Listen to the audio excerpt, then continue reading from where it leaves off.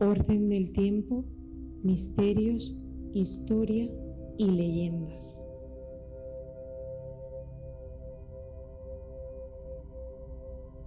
Hola tempornauta, amigos de Orden del Tiempo, bienvenido un día más a este canal, soy Bernardo. Y nada, vamos a comenzar con un vídeo estupendo. La próxima semana se celebra la Semana Internacional de los Archivos del 5 al 9 de junio. Y hoy os voy a hablar de eso, os voy a hablar de en qué archivo podéis encontrar documentación historiográfica sobre espiritismo, ovni, poltergeist, el Santo Grial, sociedades secretas como la masonería e incluso la condena y los juicios de la Inquisición hacia las personas que practicaban la brujería. Todo esto y más os voy a hablar sobre un mundo que básicamente se va a convertir en mi futura profesión. Ya sabéis mucho que estoy opositando para ser archivero del Estado, por eso ha habido este cambio, este parón, entre comillas, afectado al canal, es una de las consecuencias, y por eso también hubo un parón el año pasado, justamente antes de hacer el examen. Tuve que hacer un parón fortuito porque necesitaba tiempo, y qué mejor que unir dos mundos, unir el mundo de los misterios con el mundo de las fuentes documentales de los archivos. Todo esto son sobre archivos nacionales y provinciales que podemos encontrar en España. Seguramente habrá muchísimos tipos más de documentación que nos hable sobre encuentros con lo extraño, con lo enigmático, con lo fortuito, con lo que no tenemos ningún tipo de explicación. Pero lo que voy a traer a día de hoy es un raravis. Son documentos que se encuentran en archivos que mayoritariamente nos hablan de asuntos relacionados con la diplomacia, con leyes, con la administración, ¿no? Todo ello englobado en su época y en su contexto histórico. Pero vamos a comenzar justamente muy cerca de donde yo vivo, en Andalucía. Nos vamos a ir desde Sevilla, que es donde resido, hasta Cádiz. ¿Por qué hasta Cádiz? Porque nos vamos a ir hasta el Archivo Histórico Provincial de Cádiz, donde aquí se guarda el primer manual, donde se guarda el primer testimonio sobre espiritismo en España. Bueno, estaré hablando ¿qué es el espiritismo, Bernardo? Pues el espiritismo es una corriente nacida en el siglo XIX, al principio en Estados Unidos, sobre todo en ciertas élites burguesas, ciertas clases sociales, muy relacionadas con esto, con el mundo de la burguesía, gente acomodada que se reunía en la famosa mesa de espiritismo, que era un antecedente de lo que hoy podemos decir de que es la Ouija, ¿no? Es el antecedente de la Ouija moderna, y realizaban estas prácticas. Ese pensamiento o esa práctica llegó hasta Europa, Reino Unido, Alemania y Francia, y en España entró desde Cádiz hacia toda la península. Llegó por el puerto de Cádiz. Empezaron a tener esas reuniones en la ciudad gaditana. Posteriormente pasaría hasta Sevilla, y desde Sevilla esos grupos espiritistas se iban expandiendo por toda la península. Hablamos igual, no era una práctica cotidiana para el mundo, nunca mejor dicho, mundano, ¿no? Para el burgo, para la gente trabajadora, sino era más una práctica donde se reunían pues cierta gente con influencias culturales o económicas, ¿no? Estamos hablando de la burguesía, de artistas, donde hacían esta práctica de espiritismo. Un libro, un manual que se ha conservado y sobre todo ha saltado las censuras de los diferentes gobiernos, de las diferentes etapas históricas de este país, y que se ha conservado ahí en Cádiz prácticamente en perfecto estado. Pero vamos a ir más allá. Vamos a conocer un caso poltergeist actualmente, como lo podemos encontrar a día de hoy, como los fenómenos descritos en este documento del siglo XVI, donde ya os he hablado de él en un vídeo que os dejo por aquí arriba, en el poltergeist de Peñafiel en Valladolid, o también conocido como la Casa de los Duendes de Valladolid, ¿no? nos tenemos que ir hasta el Archivo Real de la Chancillería de Valladolid, donde hay un pleito abierto entre los que compraron la casa y los anteriores propietarios, porque denuncian de que hay diferentes fenómenos sobrenaturales. Ellos lo achacan a un duende, a un espíritu, y a día de hoy, si comparamos la fenomenología descrita en este documento, pues lo podemos comparar a día de hoy con sobre todo lo que nos cuenta la literatura moderna, y los investigadores y divulgadores sobre fenómenos paranormales son muy semejantes a las características de estos duendes castellanos de la Edad Media, Edad Moderna, junto con los casos portugueses actuales. Quizá el mismo fenómeno que recibe dos nombres diferentes separados en el tiempo. Pero lo que no se ha separado en el tiempo quizás se deba también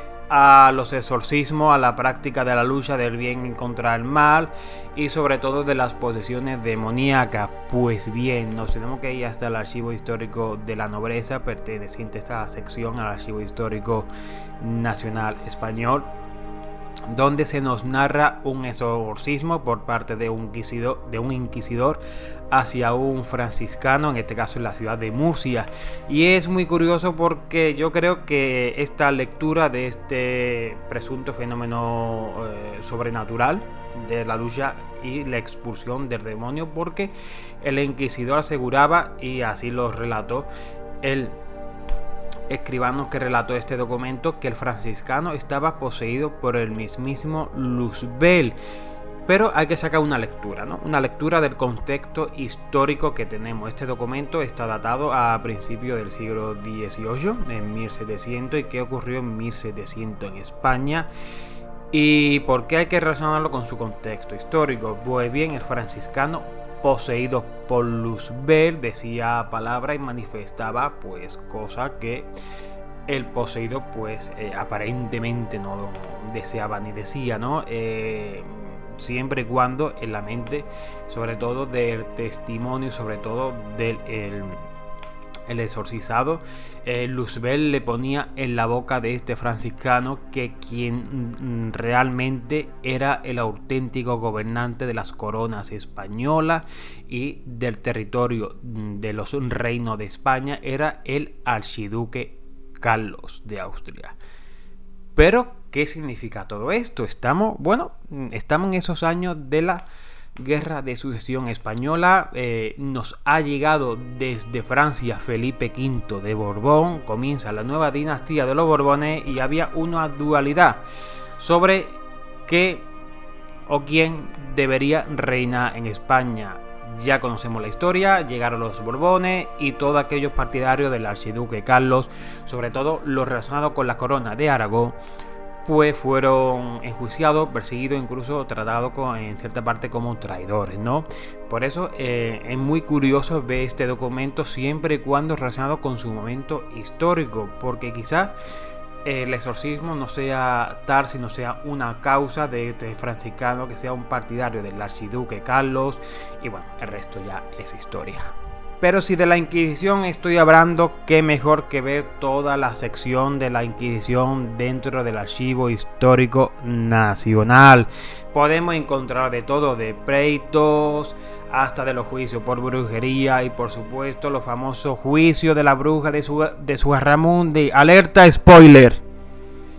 La propia Inquisición sirvió de abogado para la propia bruja. Sí, es hora de limpiar la leyenda negra que hay sobre España, sobre la Inquisición española. Ojo al dato, que aquí no estamos hablando que la Inquisición fue santa, pero tenemos que quitarnos siempre eso de la cabeza de la cacería de brujas por parte de la Inquisición. Fue hasta que no se celebró los juicios de Sugarramurdi, que muchos comparan con los juicios de la bruja de Salem, que aparentemente son dos juicios relacionados con brujería, pero que tienen contextos históricos. Uno estamos hablando de Inquisición católica española y otra de la Inquisición protestante, que sí, era mucho más cruel con las mujeres y era mucho más cruel con aquellas practicantes con la brujería, cuando en el caso de España, al acabar los juicios de Zugarramurdi, la propia Inquisición declaró abiertamente que nunca se iba más a entrometer en un caso de brujería, porque la brujería no era más que cuentos para niños. Textualmente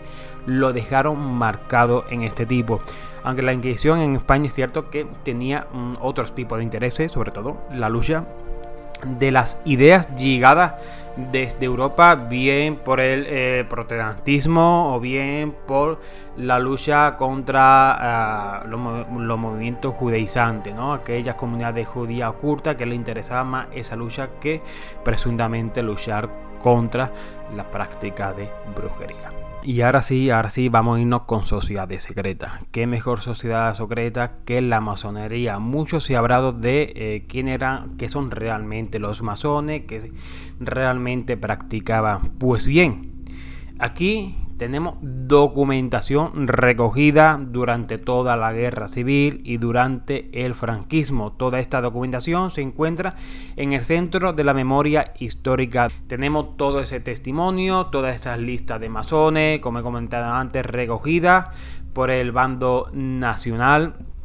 durante toda la guerra civil y por supuesto durante el franquismo, que eran tratados como traidores de la patria.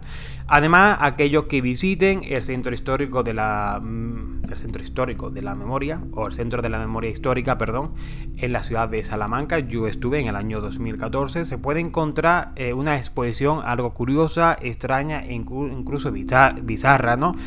Porque se pueden encontrar nada más entrar una exposición o una recreación de lo que Franco o incluso las élites franquistas pensaban cómo era una logia masónica. Todo esto, y cuando tú estás allí, parece que es como algo, una especie de sátira. No saben realmente lo que han hecho, es a modo de pensamiento, es como una regresión bastante ficticia de lo que es en realidad pues una lógica masónica. Muy interesante visitarla. Si estáis por Salamanca, alrededores, por favor visitar el Centro de la Memoria Histórica, porque no solo hay asunto de masonería, sino también una de las peores etapas históricas de nuestro país, pero aún así muy recomendable. Y ahora sí, a las puertas de la nueva película de Indiana Jones, que se estrena en pocas semanas, en pleno junio, estamos a finales. Este vídeo se está grabando el 30 de mayo. Uno de los grandes objetos o una de las grandes películas es la búsqueda del Santo Grial, ¿no? Quien yo creo que es uno de esos objetos fetiche que todo lo que hemos estudiado historia hemos querido encontrar, hemos querido tocar en nuestras manos y tener muy idealizado, ¿no? Otro asunto son las famosas ciudades perdidas como la Atlántida, el Grial o el Dorado. Son desde pequeño, pues siempre nos han hecho ilusión lo que estamos estudiando, la historia y las fuentes documentales, poder encontrar pistas que nos lleven justamente hacia esos lugares míticos. Pues bien, en España, repito, en España tenemos el primer documento historiográfico que nos habla del Santo Grial. El Santo Grial palpable, que incluso lo podemos ubicar, verlo, incluso tocarlo si tenemos suerte. Estoy hablando de que en 1399 al rey de Aragón, Martín I el Humano, se le otorgó una certificación del Santo Cáliz de la Última Cena. Este cáliz fue depositado en el monasterio de San Juan de la Peña, y a partir de unos acontecimientos históricos, el cáliz irá viajando por diferentes partes del reino de Aragón hasta acabar en la Catedral de Valencia. Todo esto ya lo veremos detenidamente en un vídeo dedicado a los cálices que tenemos en España. Pero ¿por qué he hablado que es la primera vez que se recogió un documento referente al Santo Grial por primera vez en la historia, en un documento oficial? Porque anteriormente todo lo relacionado con el Santo Cáliz estaba dentro del mundo artúrico. Todo estaba relacionado con ese cantar de gesta, todo estaba relacionado con ese mundo literario. Por ejemplo, la primera vez que se menciona el Grial en la historia es en el cuento del Grial de Perceval, o en la historia de Perceval escrita por Chrétien de Troyes, donde se habla de que por petición del rey Arturo, Perceval debe buscar el Santo Grial, encontrarlo, que también está muy relacionada esa búsqueda de Perceval con el Grial, España y el Camino de Santiago, pero ya lo hablaré en un futuro vídeo, spoiler, para volver a llevar ese cáliz hacia Camelot, ¿no? En presente como presente, o para llevárselo al propio rey Arturo. Y ahora sí, es el momento de colgar nuestro sombrero de Indiana Jones, irnos a nuestra oficina. Una oficina demasiado pequeña, 2 escritorios, una para nuestra compañera y otro para nosotros, lleno de papeles y un cartel a nuestra espalda, un gran poste con un ovni que ponga I won't believe, quiero creer, porque ha llegado el momento de los expedientes X españoles. Sí, de los ovni, porque también tenemos documentación recogida sobre objetos voladores no identificados en España. Ya os hablaré de él, yo creo que el primer ovni registrado en la historia de España, o incluso uno de los primeros, que es incluso antes de nuestra edad contemporánea. Bueno, o quizás no, estamos ahí, que nos tenemos que ir hasta volver al archivo histórico de la nobleza, o al archivo de la sección de la nobleza, que ya os sabré. Os dejo por aquí el enlace aquí arriba, donde se describe un ovni en Granada. Un resumen: una población, primera hora de la mañana, 6, 7 y media, sale el sol y de pronto aparece un objeto. Ellos hablan como una especie de globo, una especie de esfera de cristal con una cola ardiendo que cruza el cielo, y no saben qué tipo de cosa acaba de pasar por allí.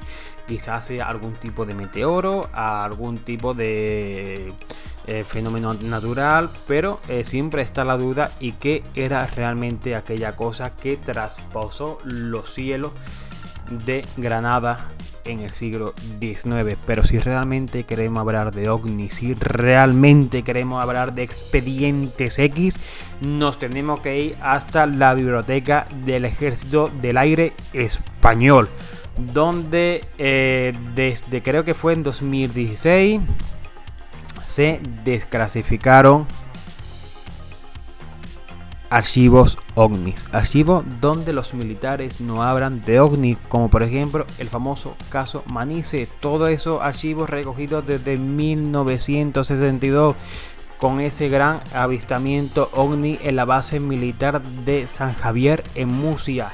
Todo ello una lista larga de fenomenología extraña recogida por los militares hasta la mitad de la década de los 90. Por aquí también os dejo el enlace aquí arriba de una lista de reproducción sobre algunos casos, algunos de estos casos recogidos en esta documentación donde yo he hablado en este canal.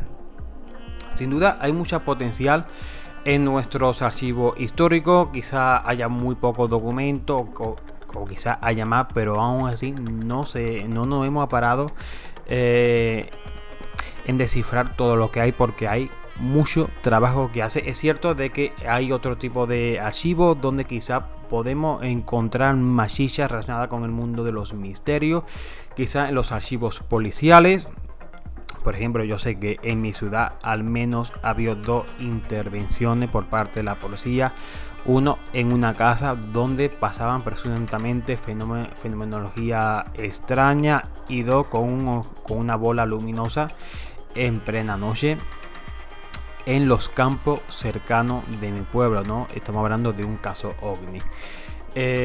También tenemos el caso de Vallecas, registrado por la policía. También he hablado de un caso Poltergeist recogido en Jaén, también por la policía. Por supuesto, en los archivos, en este caso, o bien de los conventos, de los monasterios, yo conozco una persona que encontró documentación relacionada con fenómenos extraños en un convento de monjas mientras iba a investigar buscando otro tipo de documentación. Todos esos documentos están ahí, esos testimonios están ahí, solo que lo tenemos que buscar y por supuesto hacer historia sobre ello. Espero que os haya gustado este vídeo, espero que os haya dado otra visión de la documentación historiográfica que tenemos en nuestro país y sobre todo un nuevo campo de investigación para hacer otro tipo de historia, ¿no? Y nada, como dije anteriormente, la próxima semana es la semana de los archivos internacionales. Os dejaré toda esta documentación abajo en la cajita de descripción para que podáis acceder a ella. Y nada, soy Bernardo, yo me despido, Temposnauta, esto es Orden del Tiempo. Dale like si te ha gustado, suscríbete y como siempre nos vemos por aquí. Un saludo, se me apaga esto y hasta pronto, amigos.